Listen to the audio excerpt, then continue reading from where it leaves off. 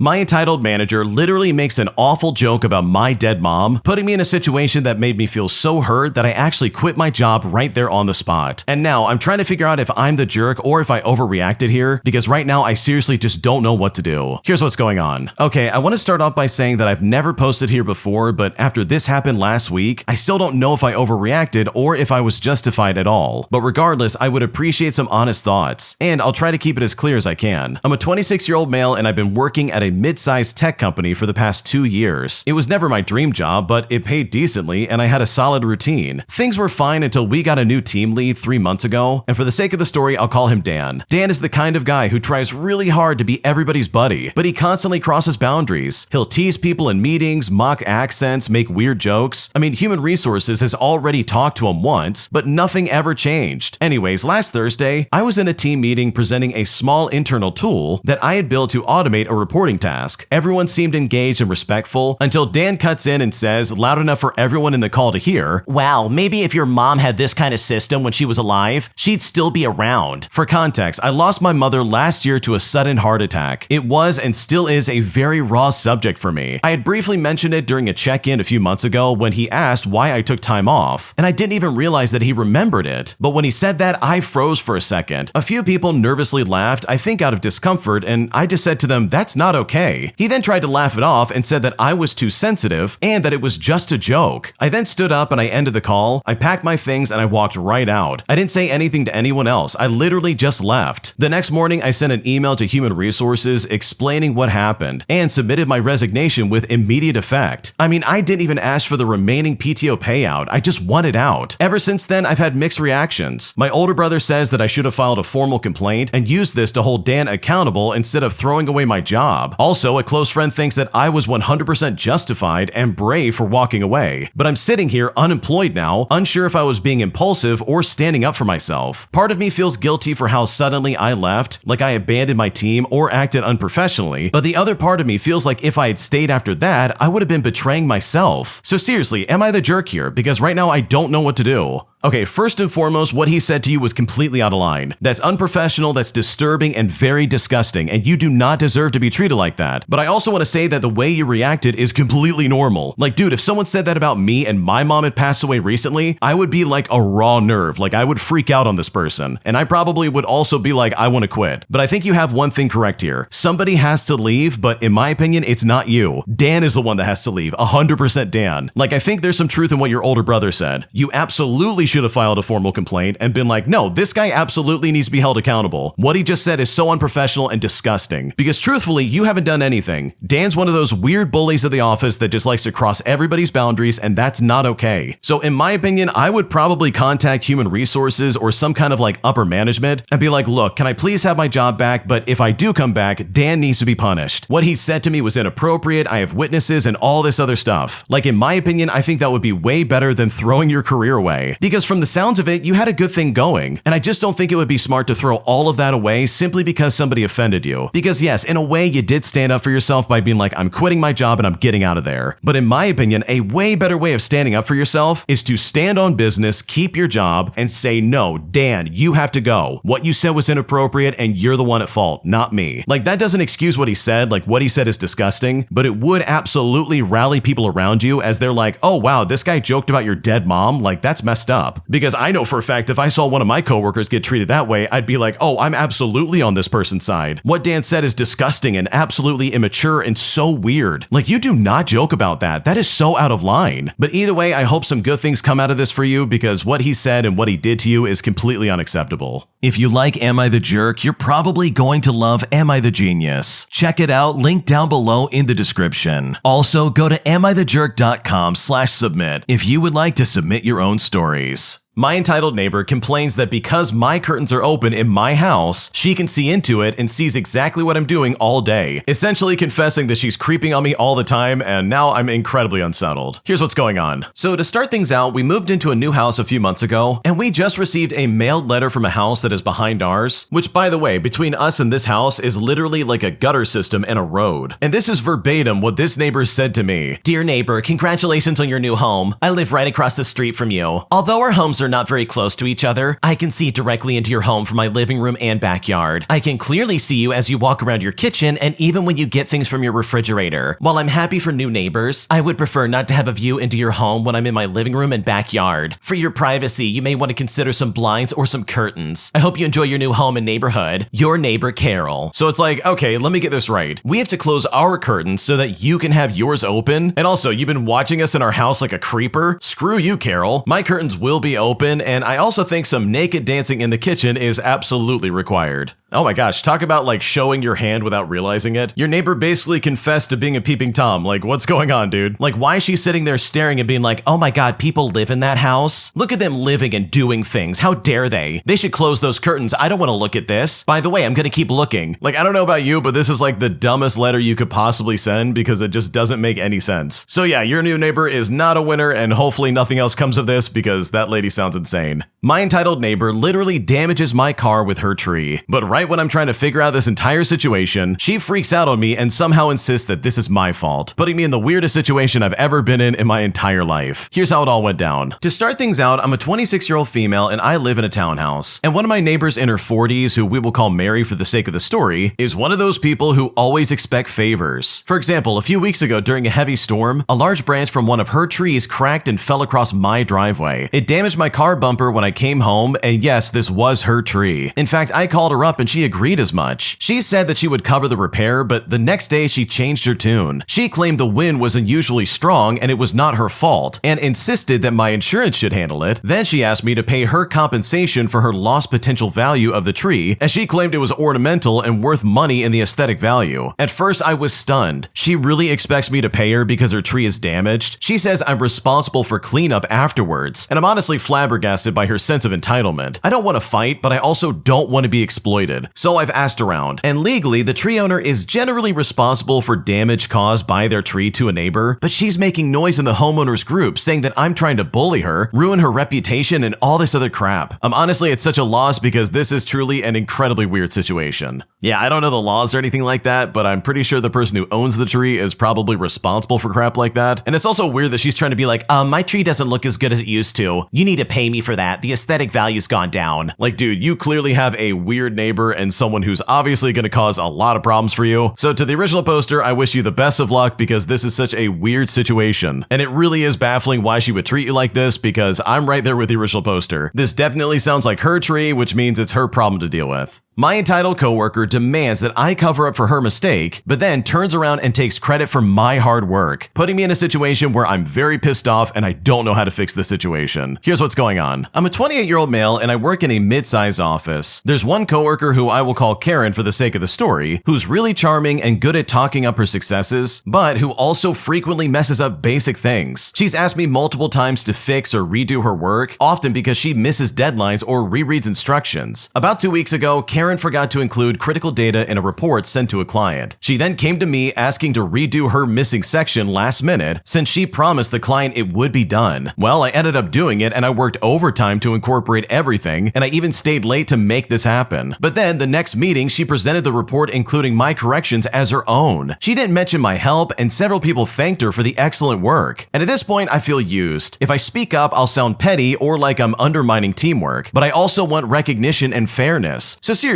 what's the best way to call this out without looking like I'm whining? Because right now I'm really frustrated and I don't know what to do. Okay, people in the comments section have pretty much like hit the nail on the head because I agree with them when they say that, yeah, I would never help this lady with anything ever again. If you're gonna come to me and be like, oh, please help me fix my mistake, and then turn around and be like, look what I did all of this myself. Aren't I a good worker? Like, dude, I would literally never ever help you. I would kick you to the curb and be like, you're on your own. Because you can bet she's gonna absolutely do this again. She's gonna do this till she turns blue in the face, dude. And the best part about it is that if she really does ask your help and when you say no, she asks why, I would be straight up with her and be like, well, the last time you didn't even acknowledge my help. You took credit for it and try to act like, oh yeah, I'm so good. So this time I'm just not gonna help you out. Like, that's what I would do personally, and yes, I can only speak for myself here. But leave a comment down below. What would you do if you were in this situation? Let us know. We would love to hear what you have to say. Am I the jerk for not going on a trip with my friend after her parents gave a hard deadline for me getting money to them for the Airbnb and pretty much all the costs associated with this trip? Because right now my friend's kind of flown off the handle and at this point I don't know what to do. Here's what's going on. Okay, so me and this one girl who I will call Anna, as well as her boyfriend who I'll call Luke, have all been friends for a while. We're part of a small online friend group with two other guys around our age who I'll call Mason and Bud. We all met through gaming and usually hung out in Discord calls. In September, Anna and Luke invited me and Mason to Comic-Con in Amsterdam. Mason later couldn't go, and I told them that I might not afford everything on short notice, but they said they'd cover most of it as an early birthday present. And for reference, my birthday was a month later. I said I'd help with groceries and Ubers and of course, my sides of the Airbnb. Well, a couple weeks before the trip, Anna sent me a long message accusing me of spending money instead of saving it and just sending it to her boyfriend Luke. She had seen me using in-game credits on Overwatch and Dead by Daylight credits I already had and thought that I was somehow wasting money. I then explained that I hadn't spent anything extra besides food and maybe some appointments and reminded her that I was putting $100 towards the Airbnb. She then claimed that she didn't remember that and then told me that she had talked to her parents and they all said that if I didn't pay before October 3rd, I could screw off and not go. And you know what? That made me super uncomfortable. Her family doesn't even know me, so why are they deciding deadlines all of a sudden? Well, I told her this and I basically said that I didn't feel comfortable going anymore. She then got mad at me and said it was bull crap.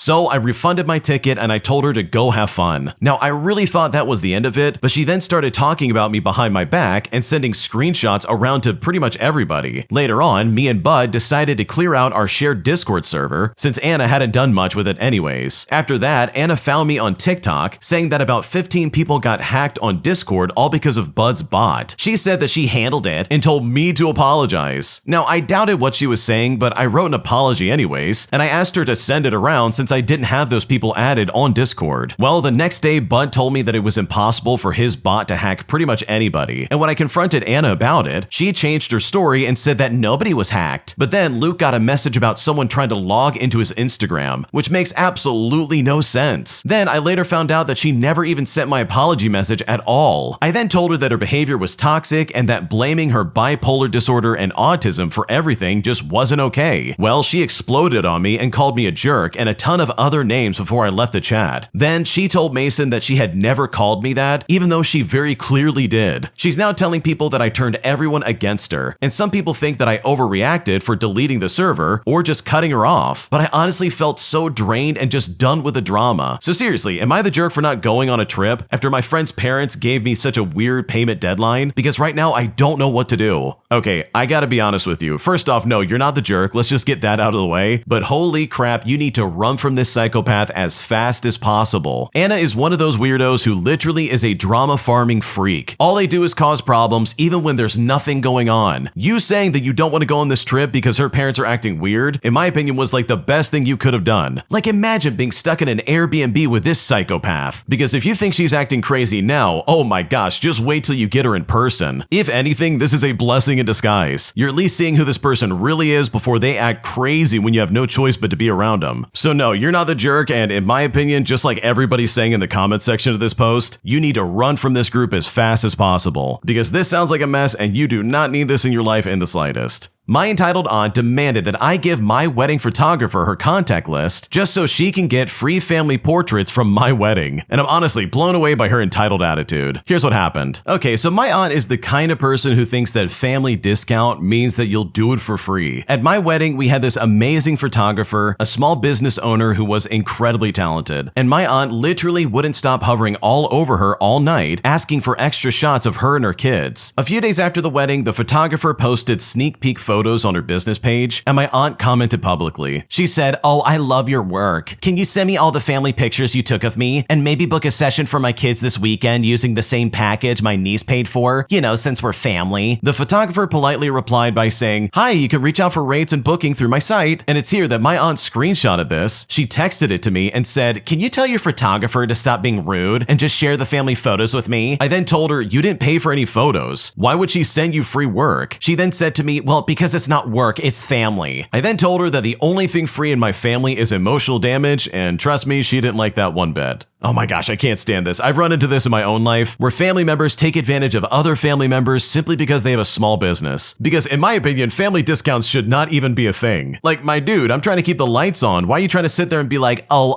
I'm sorry, but are we not family? This is not work, it's family, come on. But it's like, oh, okay, then I guess this family is gonna keep my electricity bill running and maybe pay for my water bill or my rent, but like, what are we talking about? So yeah, this aunt is super entitled. I can't stand people like this, and hopefully this put her in her place because what she was doing was completely out of line. My entitled neighbor tried to get me to babysit her 13-year-old child simply because I work from home, putting me in one of the weirdest situations I've been in a long time. Here's how it all went down. I'm a 30-year-old male and I work remotely as a data analyst. My office setup faces the street, and my neighbor, who has a 13-year-old daughter, saw me one day and asked what I do. I then told her that I work full-time from home. Well, the next week, she comes over asking if her daughter can hang out at my place after school for a few hours, all because she doesn't trust her being home alone yet. Well, when she said this, I told her, sorry, but no, I'm working. This lady then looked at me and said, but you're home. You can just keep an eye on her, she'll be quiet. I then said to her, ma'am, I'm on the clock, I'm not a babysitter. When I said this, she got offended. She then said to me, oh, you must not like kids. But I responded back by saying it's not about liking kids. It's literally about not wanting to get fired. 2 days later, I get an email from my building's homeowner association. Apparently, she complained that I'm being unneighborly and refused to support the community. But the homeowners association president literally laughed on the phone and then said to me, yeah, she's filed like 3 complaints this month. One was about her mailman whistling. But now moving forward, I've decided to keep the blinds closed because I definitely do not want to deal with that ever again.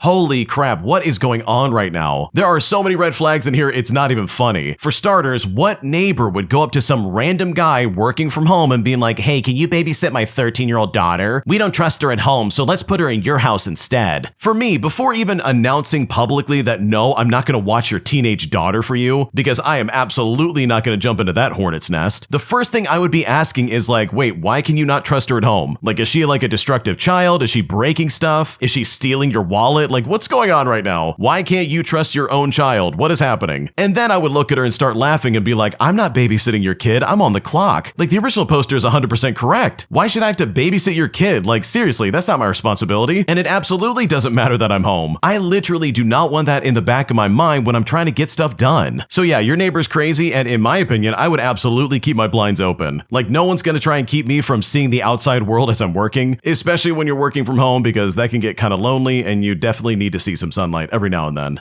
My entitled manager demands that as I'm working in their office building as a custodian, I throw away anything that's on the floor, resulting in one of the funniest moments of malicious compliance I've ever taken part in my entire life. Here's what I did. Okay, to start things out, I'm a custodian for an office building. I clean bathrooms, I take out the trash, I vacuum, etc. And I try to clean in the morning before the office opens. When collecting trash, I'd occasionally find some loose papers under and behind desks, beside the trash can, or otherwise on the floor. Since I'm not sure if these papers are trash that missed the can or important documents that fell on the floor by accident, I pick them up and I put them on the corner of the nearest desk for the workers to either file them or toss them. I mean, it's better to be safe than sorry, right? However, the manager did not like this habit. She came in one early morning expressing disgust that trash is being placed on people's desks. And it's important to note that obviously I never put actual trash like food wrappers or crumpled papers on the desks. I then explained my reasoning for my habit and expressed that I didn't want to risk tossing something important. Well, my manager told me that everything on the floor is trash, and the workers aren't such immature slobs to drop important documents on the floor. I then agreed and said that I would never do it again. Flash forward several weeks, and my manager came in early and expressed concerns. And this was because a filing cabinet had tipped over that day, and despite picking up the papers, they were still missing a few important documents, and she'd asked me if I'd seen any of them. And it's here that I reminded her that since everything on the floor is trash, the documents were probably thrown away. When I said this, she was irate. She said to me, but this was an exception since a filing cabinet fell over. I then asked her how I was supposed to know that when I'm not there during the day, and I was also not informed to look out for these documents in the first place. And that's when the situation dawned in this woman's eyes that this was literally all her fault. She then stumbled through some excuses before demanding I go to the dumpster and find the papers. I told her that the office was opening in 15 minutes and I still had work to do. She then stormed off and said that she'd start looking in the dumpster. While I cleaned, I knew I'd face her again before leaving, because my car is parked by the dumpster. So I thought of what to say to her as the final nail in the coffin. And sure enough, when I finished my work and walked out, the manager and a few other workers who had arrived were rooting through the dumpster. When the manager spotted me, she demanded that I come and help out. And I realized that this was my moment, so I delivered my prepared line. I said to her, "Ma'am, my job description is to take out the trash. Your job description is to ensure the safety and confidentiality of your client's files." I walked away, and in my head, I was walking to a cartoon villain scream of outraged failure from my manager. A few hours later, I got a text saying that there will now be a special inbox shelf for me to place any papers found on the floor so that the workers can go through it just to avoid this mess from ever happening ever again.